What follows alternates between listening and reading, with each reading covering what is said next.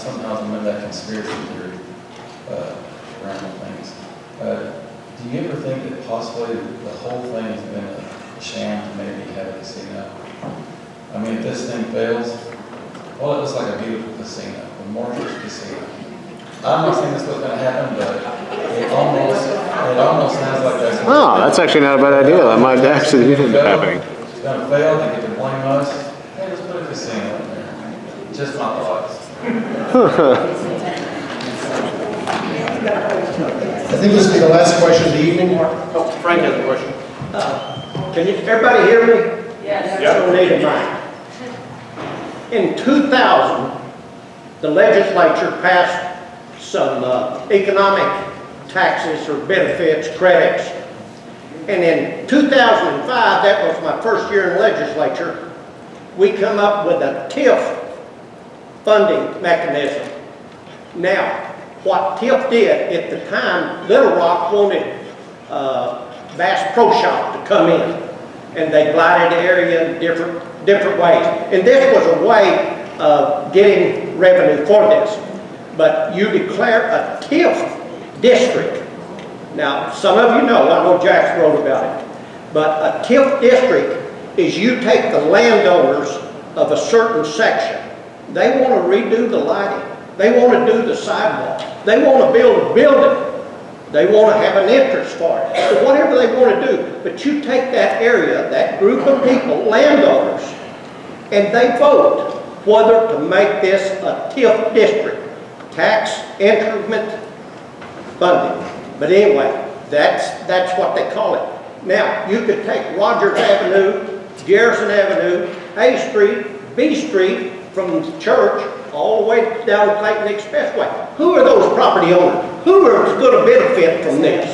Who will benefit from this? They can create this TIF district, and at that time, they can raise their millage to whatever they want to do, whether they want to build museums or theme parks or whatever. Let them pay for it. Their property is the one who is going to increase most in value of this. Now, I can tell you right now, the realtors they're supporting this. The CBID, they're supporting it. Who is making money off of the backs of the tax-paying citizen? And you was talking about your dad gets $1,400 a month. 1% means a lot to him, but we're going to have to pay for this. Now, this board that comes along don't care what they say or anything else. They've made this board. Who's going to be behind the board? We, the taxpayers. It doesn't make any difference what you want to call it. But this Public Facilities Board, they're not going to be accountable. You think I'd be on a board if I was going to have to stand good for a $50 million building? Why? No, and nobody else will. So it's going to come back to us to have to fund this. And we talk about this 342.42 people that we're going to have every day, 7 days a week. Why, shoot, you know, too fairy over that.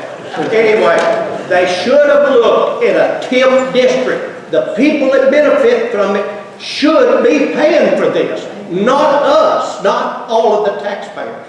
Anyway, make them look at it. Get on them. This TIF district, it's a law. They can do it. Thank you.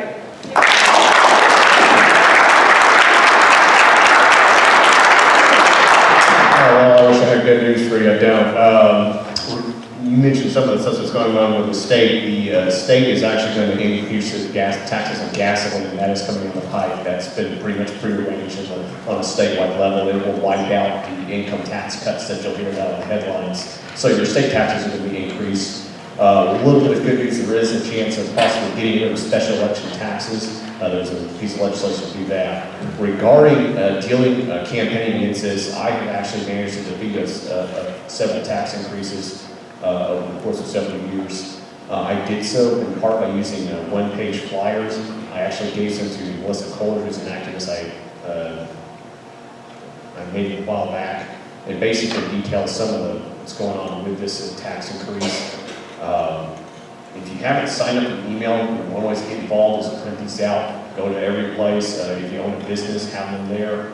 Also, call folks that you know on your cell phone, in the area, let them know this is happening. I did make a printout of the early voting location, and then the voting locations. A lot of people often ask, they have no idea what's going on. They don't know.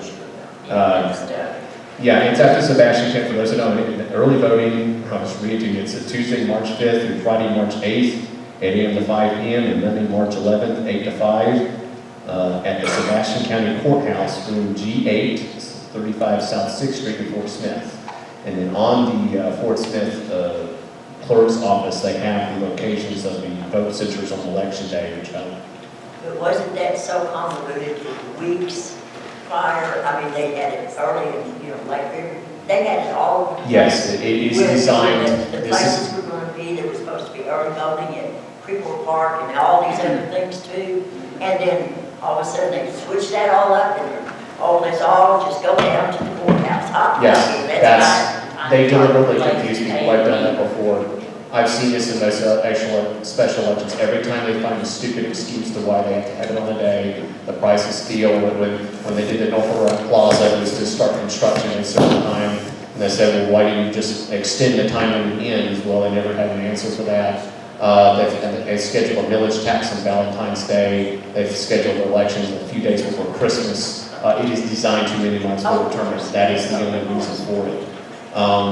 And so, again, calling people, knocking on doors, having some type of material in your hand that just explains what the tax is. What I want to do is I want to get some folks' email addresses. Do you all have a sign sheet when I come in? I think we've got it. I think we do have a sign-up sheet, and we're going to be going door to door. So if you will sign if you're interested in doing that, we're going to be trying to go door to door and knock on some doors also. And just remember, your efforts can make a difference. The Bryant millage tax, it was a $177 million tax increase. It was a $170 million tax increase for the schools. It was defeated by 8 votes. A handful of activists, roughly about half the size of this room, did the same thing. They made one-page flyers and knocked on doors, made phone calls, did press releases, and it was defeated by 8 votes. They came back later on, and magically they didn't need $107 million. They only needed $93 million, and they were able to. But this time they had the Chamber of Commerce and more money back, and they ended up. And the people that had activated, that were part of that group, a lot of them, some of them passed away because they were in their 80s at the time, and so they were able to get that passed. But when you defeat this, I understand that they are going to try to put this as another tax increase, and then they use it for a casino or an event center or something else. But the Sheridan, I remember in Sheridan, they tried at least in the course of 40 years, at least 3 times to push a tax increase for some events auditorium thing. So you really need to vote the people that push these things out. Tell your businesses to leave the Chamber of Commerce, these other associations, neighborhood groups that push this stuff. You need to really, get the fire on them. And I'm dealing with this on the state level. The director of the Arkansas Department of Transportation really tried to get into a fight with me after I called him out on his $1 million building that is going to a tech park that they're going to spend on that instead of fixing what's the same as potholes there. So yeah, it's on a massive level. These deep state bureaucrats, they think they can do whatever they want with your money. They want to live like Maduro and then let the rest of the nation fall apart.